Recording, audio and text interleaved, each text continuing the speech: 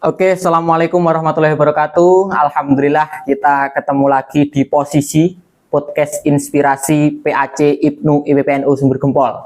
Alhamdulillah tetap berada di bulan suci Ramadan ini. Kita semoga tetap dikuatkan iman kita, diistiqomahkan ibadah kita, dan tentunya di podcast kali ini kita akan membahas, mengupas tentang bagaimana puasa di rentan zaman yang berbeda-beda. Nantinya kita masih mengupas tentang perihal puasa, perihal Ramadan, tentunya bersama Bapak Misnan. Beliau selaku Ketua MWCNU Sumber Gempol. Alhamdulillah beliau sudah hadir di sini, bisa membersamai kita semua. Mari kita simak secara langsung ataupun panjenengan yang sedang berbuka puasa atau setelah taraweh atau sampean di saat sekarang ini menahan lapar, insya Allah semoga tetap barokah. Oke, Pak Misnan, sehat Pak Misnan? Alhamdulillah. Sehat walafiat. Alhamdulillah. Pripun niki puasa tetap seger napa nggih nglentruk Pak Misnan? Tetap seger. Tetap seger. Sudah biasa. Alhamdulillah sudah biasa. Ya. Tentunya ini untuk motivasi kepada pemuda-pemuda ya agar biar tetap strong, tetap semangat kepada di setiap saat itu gimana nanti kita juga membahas hal itu. Tapi gini Pak Misnan. Ya. Pemuda itu terkadang ya kalau dikatakan sok sibuk ya belum tentu. Entah ada kesibukan yang memang dia benar-benar sibuk atau memang sok sibuk ya kita tidak tahu, beda-beda lah alasannya. Itu gimana Pak Misnan dalam menghadapi Ramadan ini? Artinya bagaimana dia caranya menempatkan diri di kala kesibukan yang dia jalani. Monggo. Iya. Kalau orang sibuk itu, kalau menurut saya, menurut pandangan saya atau pengamatan saya, itu yang lebih pas dikatakan itu kok merasa sibuk. Merasa sibuk, oke. Bahasa Jawanya macak sibuk, Oh. rumongso sibuk. Rumongso sibuk. Sebab apa? Ternyata kalau mau dijadwal, itu ternyata kan masih banyak hal-hal yang waktu-waktu yang kosong. Waktu luang, nggih. Iya. Tapi ya itu, oleh karena itu ya itu merasa sibuk lah kalau menurut saya. Iya. Tapi apakah di Ramadan sendiri Pak Misnan ya? Iya. Kan biasanya Ramadan itu memang jadwalnya padat. Iya. Malam biasanya setelah sholat maghrib nyantai nonton TV, terus lanjut sholat isya, terus nyantai ngopi-ngopi. Sekarang kan kayak padat ini. Sebelum maghrib nyiapkan buka. Iya. Setelah maghrib makan, setelah itu persiapan taraweh. Kan ini padat. Nah itu gimana Pak? Kita harus gimana itu kok? Apakah ini memang jadwalnya ya dari Tuhan seperti itu? Ya memang itu. Kalau itu memang dari Tuhan. Tapi secara logika, secara lahiriah, secara ikhtiar, itu kan jadwal itu kan tiap tahun kan ada. Itu kan bukan hal yang mendadak. Artinya itu kan bisa dipersiapkan, dimanage, ditata bagaimana agar jadwal-jadwal itu tetap bisa dilaksanakan. Jadi ibadahnya juga lancar. Kegiatan yang lain juga lancar. Misalnya masak tadi dikatakan ya. Masak itu kalau hari biasa kan cuma sekali. Lah pada bulan puasa ya cuma sekali. Iya, benar. Kan gitu loh. Nah ya itu biasanya itu orang yang seperti itu tidak pernah menvalidasi.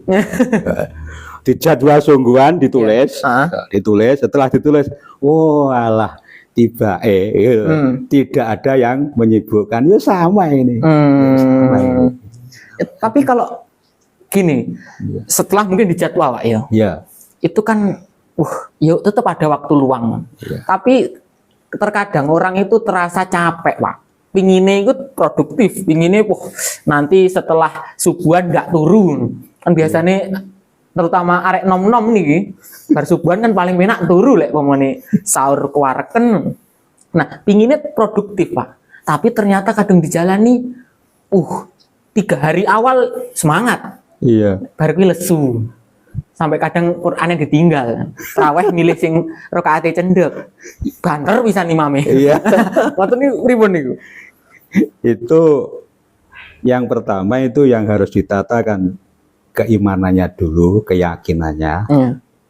Nanti kalau keyakinannya itu sudah mantap, keyakinannya sudah mantap, melaksanakan di perasaan kan semakin ringan.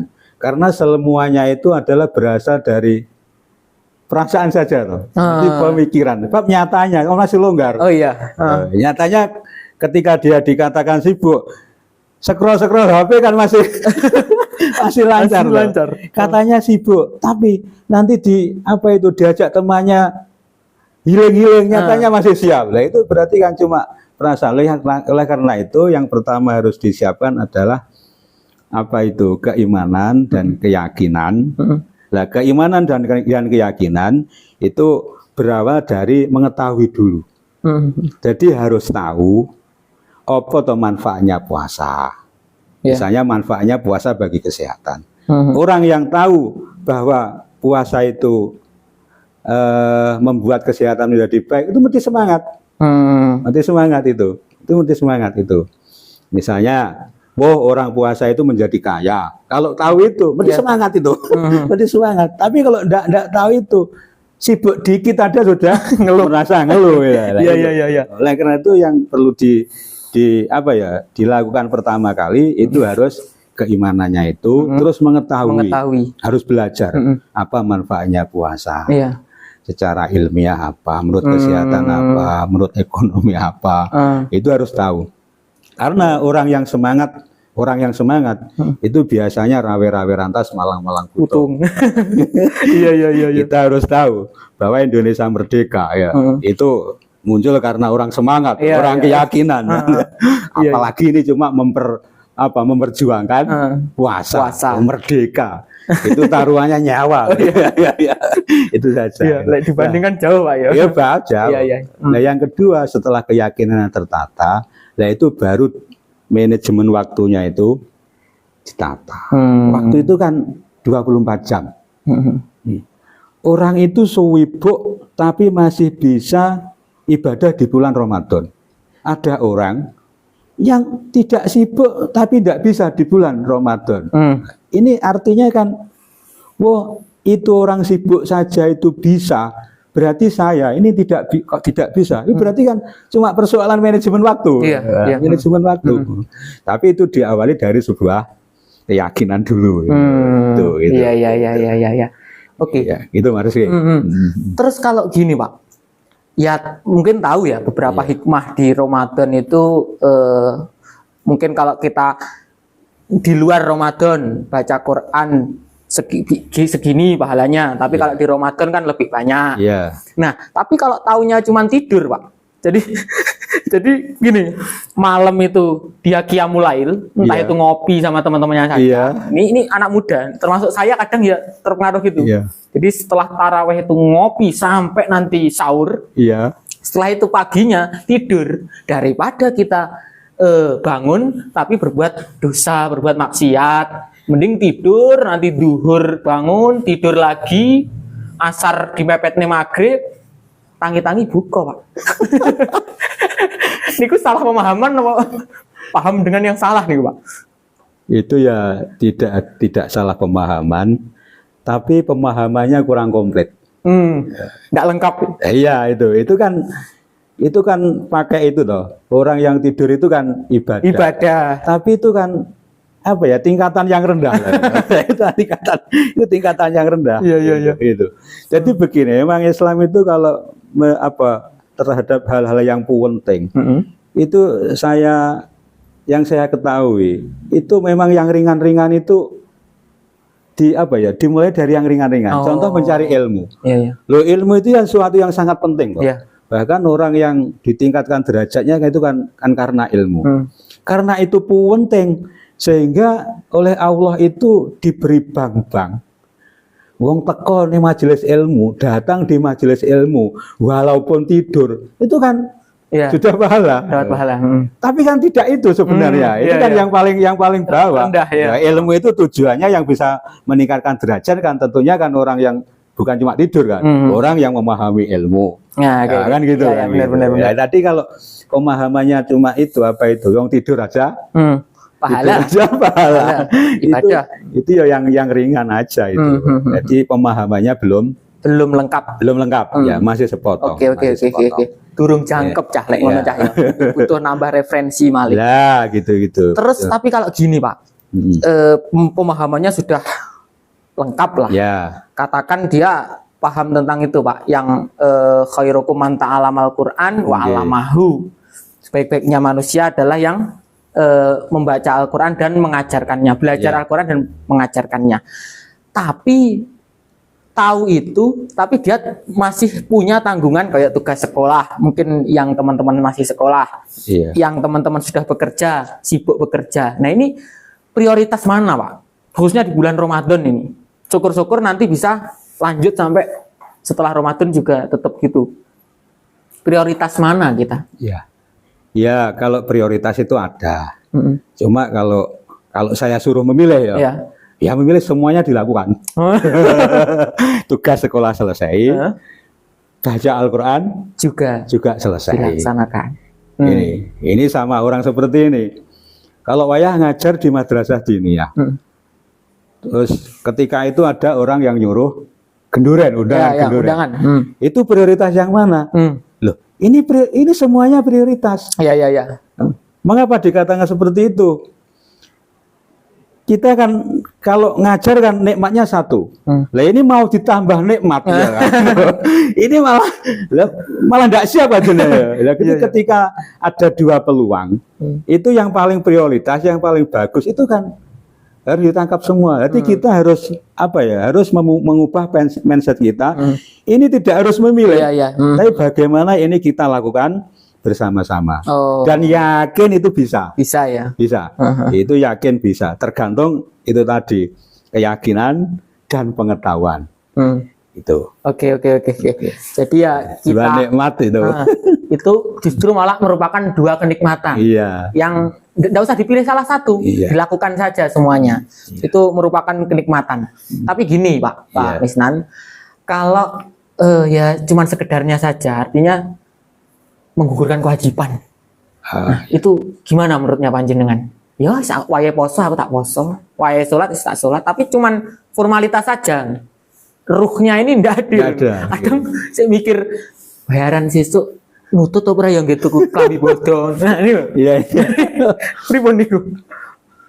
Jadi orang mengamalkan sesuatu itu kalau cuma ngugurnya kewajiban, tidak tahu hakikinya, tidak tahu hakikatnya, itu tidak sampai pada tujuan.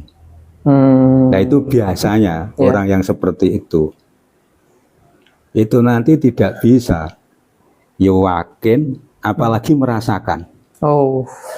Nikmatnya. Tidak bisa merasakan, tidak bisa itu. Itu nanti selamanya selalu terpaksa orang yang seperti itu. Jadi terpaksa. Padahal amal itu kalau sudah dilakukan turun-menurun kan jadi kebiasaan.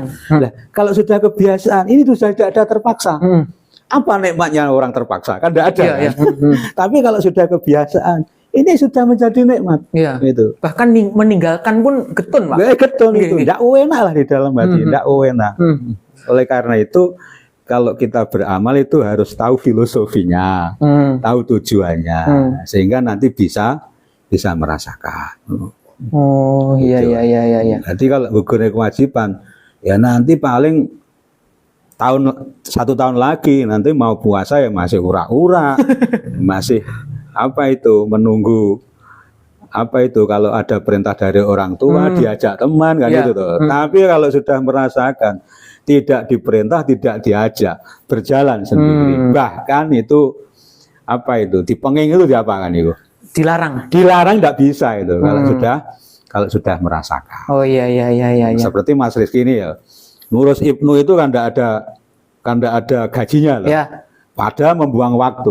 Tapi karena sudah merasakan, itu. Karena tahu itu. Jadi tidak sekedar menggugurkan kewajiban. Ya, gitu.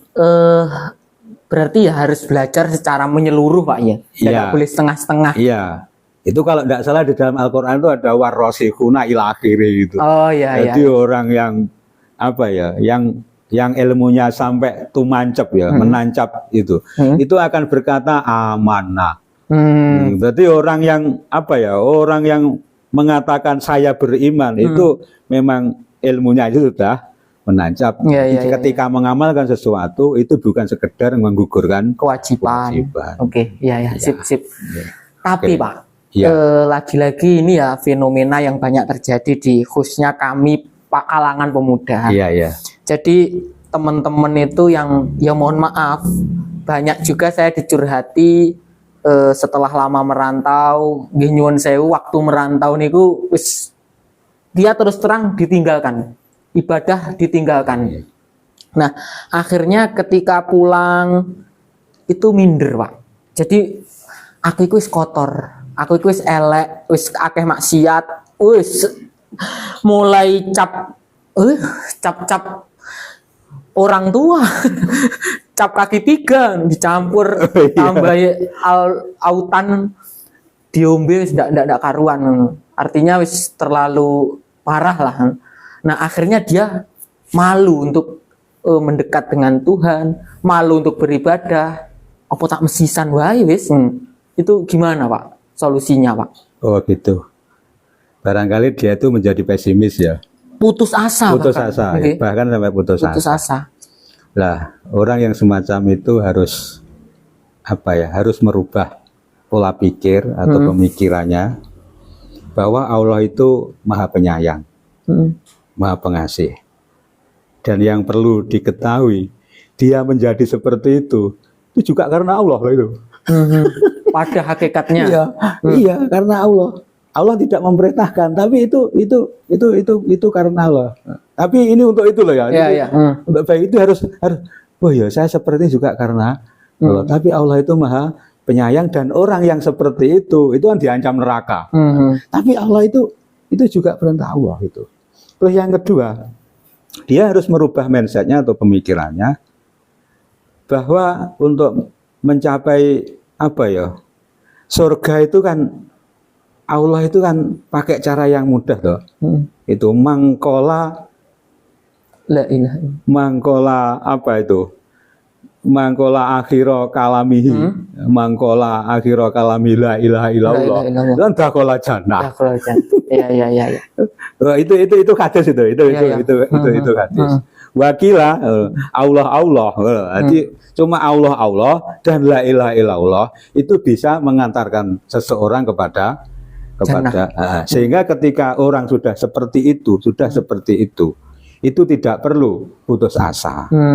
Bahkan istighfar itu kan bisa, kalau istighfarnya itu sungguh-sungguh taubatan nasuha, itu kan bisa dilebur dosanya itu. Jadi itu perlu itu, makanya tidak perlu putus asa dan malu. Nah, kalau malu karena dilihat orang-orang di sekeliling, di lingkungannya karena perbuatannya sangat jahat, ya melakukan hal-hal yang tidak dilihat oleh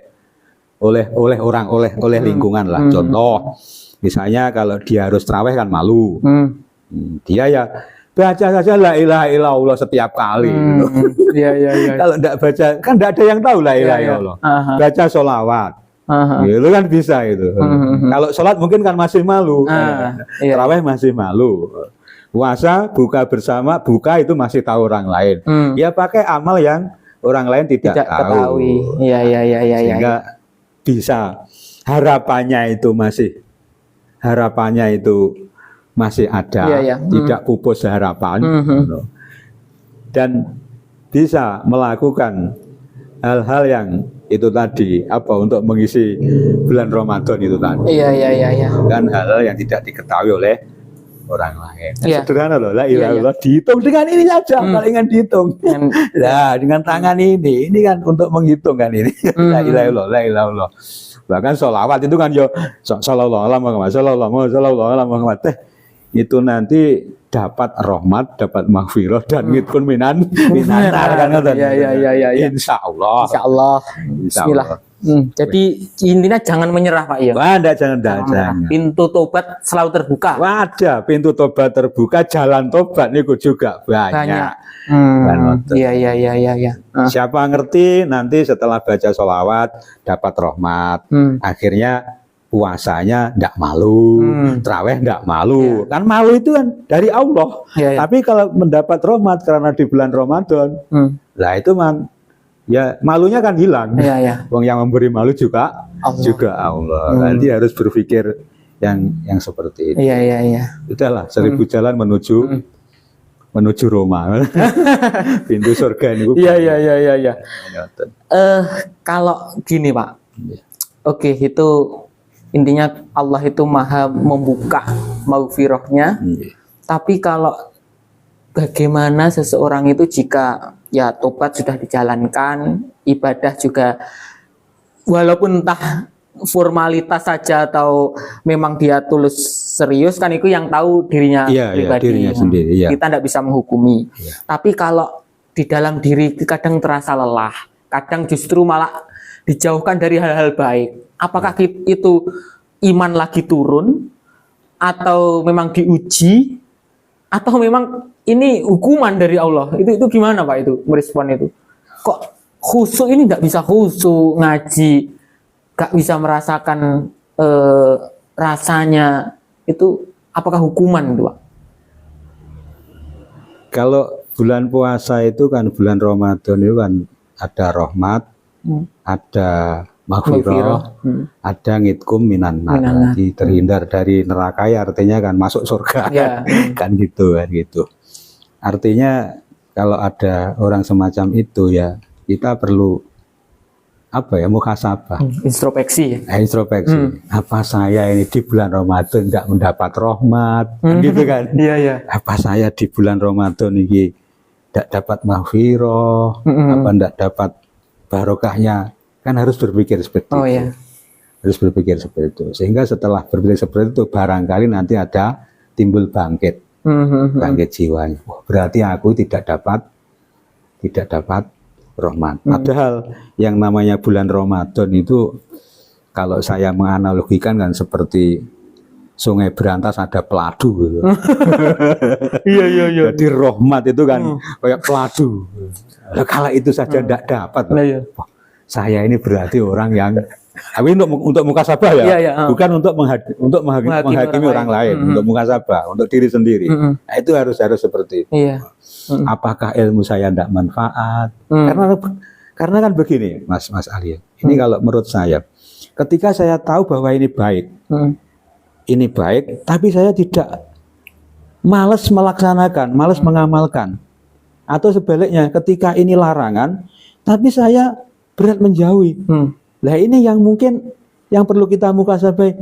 Jangan-jangan ilmu saya ini tidak manfaat. Jadi ketika diterangkan masalah itu mungkin tidak manfaat, sehingga saya berat mengerjakan, berat meninggalkan larangan. Itu perlu. Itu perlu. Masuk akal. Perlu muhasabah itu. Iya, cuman gini Pak, kadang itu kan ada pikiran-pikiran ya namanya pemuda Pak ya. Iya. Pikiran-pikiran nyeleneh. Kalau disangkutkan dengan apa yang barusan panjenengan jelaskan, kita sudah istighosa, sudah sholat tobat, taraweh sudah, tapi kok malah melarat.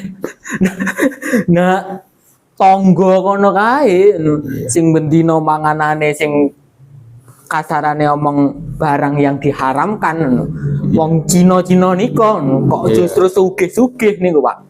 Padahal tidak tahu istighosa, megengan mboten nate. Kadang nek mikir elek ngoten, apa Gusti Allah ndak adil iki. Nah, pripun niku Pak? Itu kalau menurut pandangan saya. Yang pertama itu kan ada istidrok. Jadi orang itu mau mengamalkan sesuatu yang baik, kebaikan itu kan masih diuji oleh Allah. Oh, iya iya iya. Jadi kalau ada orang lain yang tidak mengamalkan malah justru Sukses dunianya. Nah, itu istidrok. Mereka itu yang dilulu lah bahasanya. Iya iya iya. Mereka. Dan untuk menguji kita yang melihat itu. Jadi bagi mereka yang tidak istighosah, tidak sholat tapi suge itu kan dilulu, di istidrok. Bagi kita yang melihat, yang melihat itu kan kita diuji. Ujian. Ya diuji. Dan tidak ngelakoni mengamalkan seperti itu. Tapi sebenarnya kalau saya, karena itu ujian ya, karena itu ujian. Barangkali ketika kita sudah berpikir itu, lah yo sana ndak istighosah, sana ndak puasa, itu malah kaya. Sedangkan saya yang puasa bertahun-tahun, istighosah bertahun-tahun, ini kok ndak bisa kaya ini. Loh, ini kalau menurut saya ini ujian terakhir. Artinya gimana? Loh, ini akan dikasilkan ini orang ini. Ini nanti kalau dia kena ujian ndak kuat, akhirnya ndak puasa, ndak istighosah, ya gagal gitu. Oh, ini arep kabul, arep mustajab doanya. Makanya saya sering mengatakan kepada teman-teman itu, amalan istiqomah itu kan khairun min alfi karomah. Tapi senajan to amalan titik niku lek wis rutin wis istiqomah, niku mangke kalau akan dijabai, itu ya males loh. Males itu. Gitu Pak ya? Iya. Saya sudah tahu itu. Kalau wis males, itu harus digenjot. Oh, ini akan berhasil gitu. Oh iya. Jadi itu seperti itu. Iya. Udah lah, pokoknya perintah Allah itu yakin. Jalankan. Gitu. Iya, jalankan. Yakin, kok belum terus. Oleh karena kok panggasik orang suge-suge. Nah, itu mestinya ya konsultasi dulu. Ketika Anda mengamalkan itu kok ternyata ada yang enggak sesuai dengan akal, enggak sesuai dengan kenyataan. Itu kembali konsultasi kepada kiai atau kepada yang berkompeten lah. Iya. Kalau saya itu barangkali loh ya. Iya. Mungkin itu sedekahnya tidak setiap pagi. Karena orang yang tidak sedekah subuh itu langsung itu didoakan miskin oleh malaikat. Itu. Iya, itu. Ini tips ini Cak. Ini tips. Oleh karena ini itu Ramadan. Makanya ketika dia mengamalkan agama kok sekiranya itu tidak sesuai dengan kenyataan, tidak sesuai dengan ini konsultasi. Jangan disimpulkan dulu. Jangan disimpulkan.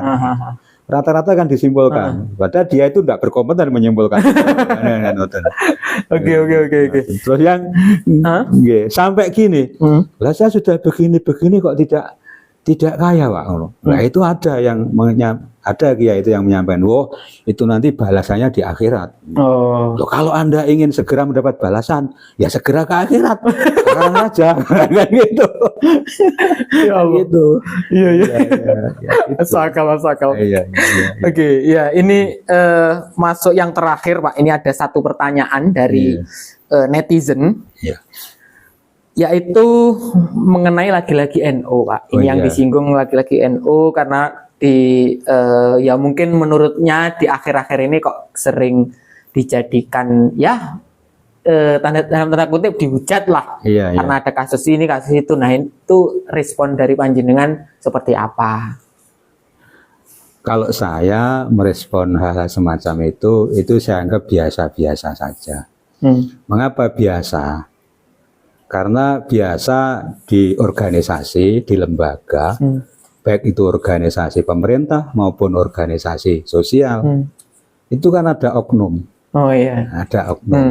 Kalau oknumnya itu jelek, ya pasti dihujat. Tapi tidak serta-merta itu gebyahuyah podo asine digeneralisir. Iya. Seperti itu. Misalnya NU hari ini ada sedikit konflik.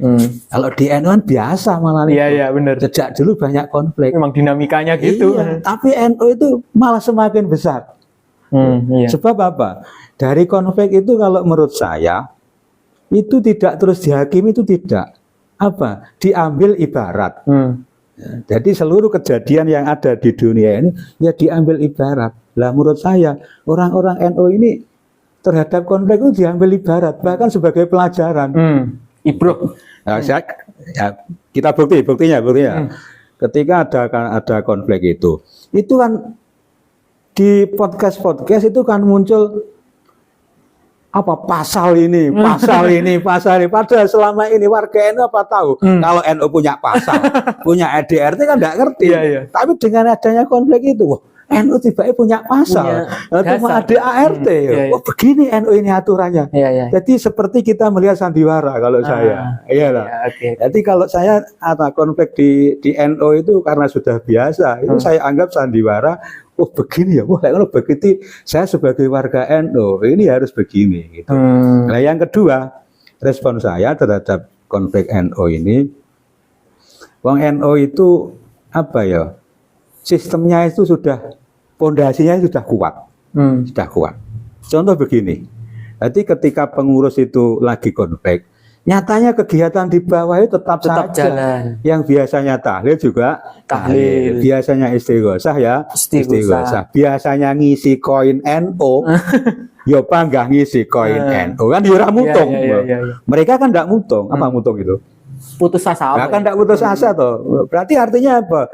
Dengan konflik itu warga NU itu semakin dewasa, bisa membedakan wah ini oknum, ini NU. Iya. Loh Pak polisi itu juga dihujat loh. Tapi kan oknum. Iya benar. Loh, pemerintah juga dihujat. Tapi kan itu kan oknum. Gitu. Iya, kita tidak bisa mengeneralisir semuanya gitu. Ya. Buktinya itu saja sesuai dengan survei apa itu Alfara apa bos enggak? Ternyata kan orang yang mengaku NU itu kan 7,8% dari populasi umat Islam itu. Pada tahun berapa itu cuma berapa itu. Artinya apa? Dengan pola pengurus yang dinamika yang ada seperti itu ternyata kan hasilnya panggah plus. Oleh karena itu ya ini kita tanggapi biasa-biasa saja. Biasa saja. Nah, kalau saya wis kabeh takdir Gusti Allah gitu aja kok. Oke, itu jawabannya ya Rek ya. Kita merujuk ke Gus Dur gitu aja kok repot. Biasa saja. Biasanya tahlil bangga. Koin NU ya mujahadah. Itu semuanya atas nama NU. Kalau itu jadi ini sudah ada apa ya? Sudah ada evaluasi. Ternyata setelah ada dinamika, ternyata kan mujahadah di Jawa Timur kan tetap kompak. Mestinya kalau itu terpengaruh, warga NU belum dewasa itu mesti apa itu? Mesti tidak kompak. Nyatanya masih kompak. Bahkan di sana itu masya Allah gereja memberi makan, saudara Muhammadiyah memberi makan. Saya itu dari Muhammadiyah itu dapat soto dan dapat apa itu ayam bakar. Asik. Saya sholat subuh di masjidnya Muhammadiyah. Saya juga tidak kunut, saya menghormati. Artinya apa? Melihat ini, ternyata ketika NU hari ini dikomentari yang gini itu tidak ngefek. Di akar rumput aman-aman saja. Iya. Gitu. Terus yang ketiga, karena warga NU itu sudah bisa begini. Jadi seluruh amaliyah NU, itu amaliyah sebagai pengurus, itu ngurusi NU itu dan amaliyah sehari, itu memang orientasinya itu kepada Allah. Sudah Allah. Contoh ya, ini yang ngurusi diniyah. Urusannya kan dengan agama Islam. Yang ngurusi masjid, urusannya dengan Allah. Jadi ketika ada dinamika seperti itu, ya kita anggapi ya itu biasa gitu saja kok. Oke. Itu sudah terjawab ya. Itu pertanyaannya sudah dijawab. Yang paling terakhir mungkin closing statement Pak. Monggo pesan-pesan terakhir kepada khususnya pemuda-pemuda ini. Monggo disampaikan. Jadi ada yang terakhir dari saya, karena ini podcastnya IPNU IPPNU, itu loh slogan belajar, berjuang, dan bertakwa. Itu sebenarnya itu untuk menjawab podcast kita hari ini. Jadi orang yang puasa cuma menggugurkan kewajiban, yang merasa sibuk, itu karena mereka itu tidak belajar. Tidak belajar itu, tidak tahu mereka. Kalau tidak belajar berarti tidak tahu. Gitu. Yang kedua adalah berjuang. Nah, berjuang itu kan mujahadah, jadi bersungguh-sungguh. Jihad. Iya, jihad. Jadi seperti konteks hari ini yang kita bincangkan hari ini. Orang yang puasa ngerti kalau puasa itu pahalanya berlipat. Tapi kan males melaksanakan. Ini orang ini tidak berjuang, tidak jihad nih, tidak berjuang. Kalau dia itu berjuang, jihad, mujahadah, berarti dia mesti begini. Saya kok awang-awangan itu apa ya? Saya kok males apa? Itu mesti dicari. Karena berjuang, dicari itu, dicari. Contohnya saya itu setiap habis berbuka, itu mesti badan itu kan apa longkro ya, awang-awangan. Itu saya cari ya. Apa tuh yang menjadikan badan saya longkro? Nah, akhirnya saya ketemu obat. Apa itu? Setiap saya selesai berbuka, itu istri saya suruh ngidek-ngidek kaki saya. Kaki kayak ini saya suruh ngidek-ngidek. Ternyata setelah diidek-idek, badan itu ringan. Itu ringan. Mengapa saya mencari solusi itu? Karena saya berjuang. Ya berjuang. Mengapa saya berjuang? Karena saya tahu kalau puasa itu besar sekali fadlnya gitu, besar sekali keutamaannya. Nah, kalau sudah belajar berjuang, bermujahadah itu, nah akhirnya otomatis nanti kita menjadi orang yang bertakwa. Ini pesan saya khusus kepada IPNU IPPNU, selamat belajar, berjuang dan bertakwa. Oke. Terima kasih atas waktunya, perbincangannya Bapak Misnan. Semoga sehat selalu, panjenengan diberi usia yang panjang. Amin, selalu diberikan rahmat oleh Allah Subhanahu wa taala. Oke, kita cukupkan podcast pada sesi ini. Tetap pesannya Pak Misnan tadi, selamat, semangat, belajar, berjuang dan bertakwa. Oke, wassalamualaikum warahmatullahi wabarakatuh.